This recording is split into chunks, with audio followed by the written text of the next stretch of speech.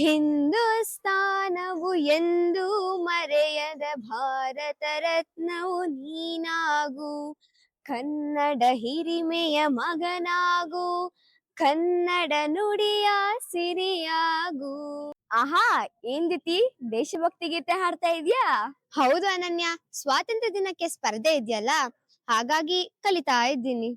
ಹೌದಾ, ಎಷ್ಟು ಒಳ್ಳೆಯ ಹಾಡು ಇದು ಅಲ್ವಾ? ಹಾಡಿನ ಸಾಲುಗಳೇ ಹೇಳ್ತಾ ಇದೆ, ಭಾರತ ರತ್ನ ಕನ್ನಡ ಹಿರಿಮೆಯ ಮಗನಾದ ಒಬ್ಬ ನಿಷ್ಠಾವಂತ ಸೈನಿಕನನ್ನು ಇಂದು ಭೇಟಿ ಮಾಡಲು ಹೋಗೋಣವಾ? ಹಾ ಅನನ್ಯ, ಹೋಗೋಣ ಬಾ.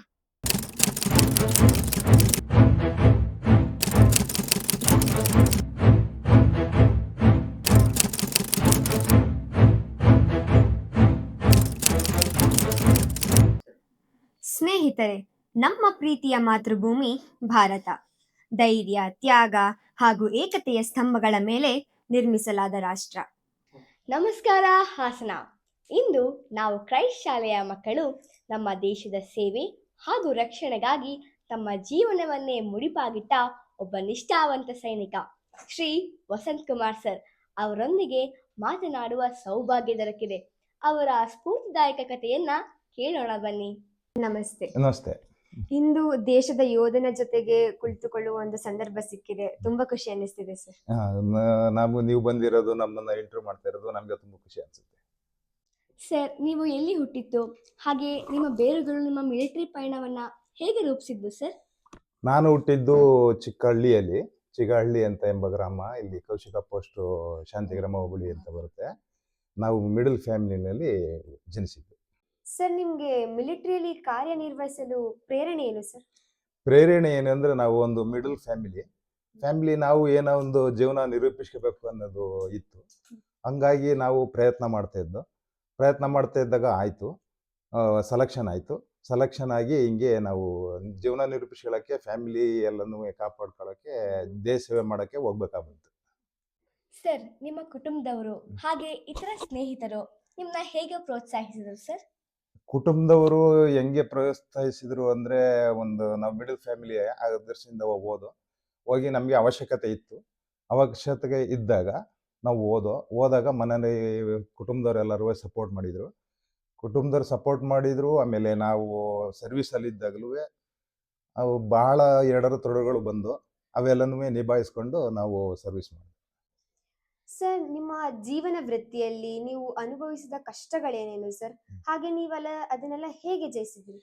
ನಾವು ಹೇಗೆ ಜಯಿಸಿದ್ವಿ ಅಂತಂದ್ರೆ, ನಾವು ಫಸ್ಟ್ ಹೆಂಗಲ್ಲಿ ನಾವು ಕಾಶ್ಮೀರಕ್ಕೆ ಹೋದೋ, ತ್ರೇಗಾವ್ ಅಂತ, ಅಲ್ಲಿ ತ್ರೇಗಾವು, ಪಂಚ್ಗಾವು, ರಜೋರಿ ಅಂತ ಎಲ್ಲ ಬರುತ್ತೆ. ಅಲ್ಲಿ ತುಂಬಾ ಮಿಲಿಟೆಂಟ್ ಇರ್ತವೆ. ನೈಟ್ ಎಲ್ಲ ಸಫರ್ ಮಾಡ್ಬೇಕಾಗುತ್ತೆ. ಆಮೇಲೆ ಐಸ್ ಬೇರೆ ಬೀಳುತ್ತೆ, ಚಳಿ ಬೇರೆ. ಅದರಲ್ಲಿ ನಾವು ಮನೆಗಳ ಕೋಡೌನ್ ಮಾಡಿ ಉಗ್ರವಾದಿಗಳನ್ನ ಹೊಡಿಬೇಕಾಗುತ್ತೆ. ಹೊಡಿಬೇಕಾದಾಗ ತುಂಬಾ ನೈಟು ಕತ್ಲೆ, ನಾವು ಲೈಟು ಏನು ಉಪಯೋಗಿಸಂಗಿಲ್ಲ. ಲೈಟ್ ಉಪಯೋಗಿಸಿದ್ರೆ ನಮ್ಮ ಪ್ರಾಣಕ್ಕೆ ಅಪಾಯ ಇರುತ್ತೆ, ಬೇರೆ ಕಡೆಯಿಂದ ಫೈರಿಂಗ್ ಬರ್ತವೆ. ಹಂಗಾಗಿ ನಾವು ಏನು ಇಲ್ದಲೆ ಕತ್ಲಲ್ಲೇ ಹೋಗ್ಬೇಕು, ಕತ್ಲಲ್ಲೇ ಎನ್ಕೌಂಟರ್ ಮಾಡಬೇಕು. ಆಮೇಲೆ ಅಲ್ಲಿ ಹೋಗ್ಬೇಕಾದ್ರೆ ಎಷ್ಟು ಸಲ ಬೀಳ್ತೀವೋ, ಎಷ್ಟು ಸಲ ಹೇಳ್ತೀವೋ, ಸುಮಾರು ಗಾಯಗಳೆಲ್ಲ ಆಗ್ತವೆ, ತುಂಬಾ ತೊಂದರೆ ಇರುತ್ತೆ. ಆ ತೊಂದರೆಗಳನ್ನು ನಿಭಾಯಿಸ್ಕೊಂಡು ನಾವು ಕಾಶ್ಮೀರದಲ್ಲಿ ಡ್ಯೂಟಿ ಮಾಡಬೇಕಾಗುತ್ತೆ. ಅದಕ್ಕೋಸ್ಕರ ತುಂಬಾ ಕಷ್ಟ ಇರುತ್ತೆ. ಸರ್, ನಮ್ಮ ರಾಷ್ಟ್ರಕ್ಕೆ ಸೇವೆ ಸಲ್ಲಿಸಬೇಕು ಎಂದು ಬಯಸುವ ನಮ್ಮಂತ ಪುಟಾಣಿಗಳಿಗೂ ಹಾಗೆ ಯುವ ಜನಾಂಗಕ್ಕೂ ನೀವು ಏನ್ ಸಂದೇಶ ಕೊಡಲು ಬಯಸ್ತೀರಾ ಸರ್? ನಾನು ಯುವ ಜನಾಂಗಕ್ಕೆ ಏನ್ ಸಂದೇಶ ಕೊಡೋಕ್ಕೆ ಪ್ರಯತ್ನಿಸ್ತೀನಿ ಅಂತ ಅಂದ್ರೆ, ನಮ್ಮ ದೇಶನೂ ಉಳಿಬೇಕು, ನಮ್ಮ ಫ್ಯಾಮಿಲಿನೂ ಚೆನ್ನಾಗಿರ್ಬೇಕು. ನಮ್ಮ ಫ್ಯಾಮಿಲಿ ಚೆನ್ನಾಗಿರ್ಬೇಕು, ನಮ್ಮ ದೇಶ ಚೆನ್ನಾಗಿರ್ಬೇಕು ಅಂದ್ರೆ ಮಿಲಿಟರಿ ಅವರು ಕ್ಲೀನ್ ಆಗಿ ಡ್ಯೂಟಿ ಮಾಡಬೇಕು.